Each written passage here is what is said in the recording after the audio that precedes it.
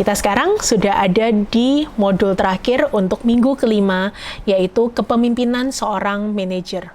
Kita sudah tahu manajer itu apa, kemampuan apa yang harus dikuasai. Sekarang kita bicara mengenai kepemimpinan. Kepemimpinan didefinisikan sebagai bagaimana seseorang bisa mempengaruhi orang lain, bisa membuat orang lain bersemangat, yuk kita sama-sama capai tujuan ini. Kepemimpinan bicara mengarahkan, mengatur, hingga memotivasi orang lain.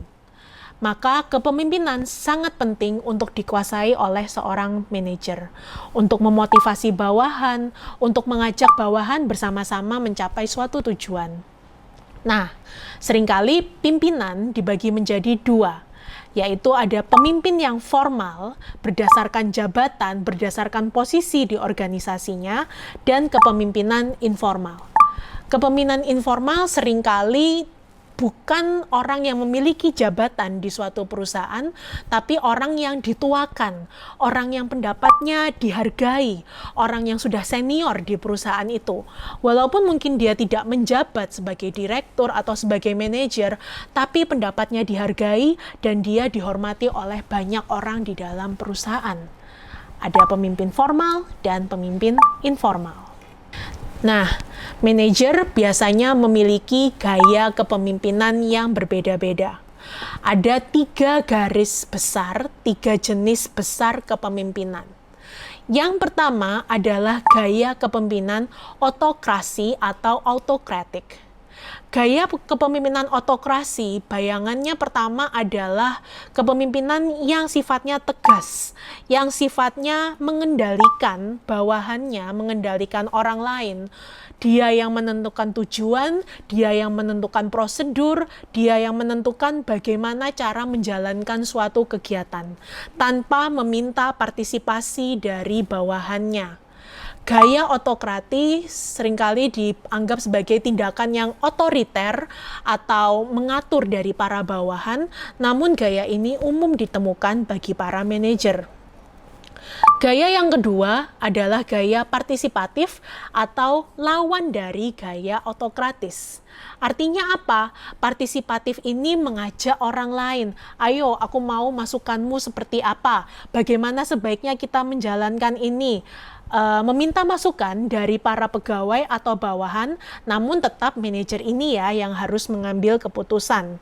Gayanya adalah melibatkan, menanamkan tanggung jawab, hingga meminta komitmen dari para bawahannya.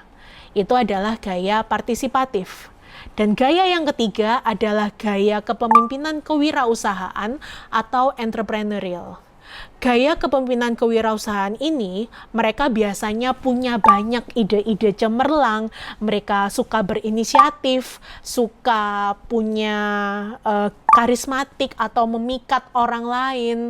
Jadi bedanya dengan partisipatif adalah mereka mengajak orang lain untuk berpartisipasi, tapi kepemimpinan kewirausahaan, mereka karismatik tanpa meminta pun orang akan ikut dengan pemimpin yang gayanya kewirausahaan ini.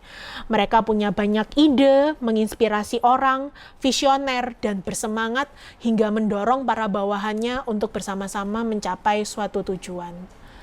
3 gaya kepemimpinan itu tidak ada yang lebih baik sebenarnya. Bukan berarti otokrasi atau otoriter itu buruk. Tidak berarti entrepreneurial itu yang terbaik atau kewirausahaan itu yang terbaik. Tidak. Yang benar adalah carilah gaya kepemimpinan yang paling sesuai. Paling sesuai dengan apa? Dengan bagaimana para karyawanmu berinteraksi, bagaimana situasi dari kantor, dari organisasi, serta bagaimana kepribadian dari manajernya. Kalau misalnya menghadapi lingkungan yang sekarang seperti pandemi, dibutuhkan pemimpin yang otokratis, yang mengatur. Kalau para karyawan memang akrab, butuh pemimpin yang partisipatif. Atau juga orang yang sifatnya introvert tidak bisa dipaksa jadi pemimpin yang sifatnya partisipatif. Jadi sekali lagi tidak ada gaya kepemimpinan yang paling baik, yang ada hanyalah yang paling sesuai. Jadi gaya kepemimpinan yang mana? Sesuaikanlah dengan lingkungan dan dengan kepribadian Anda masing-masing.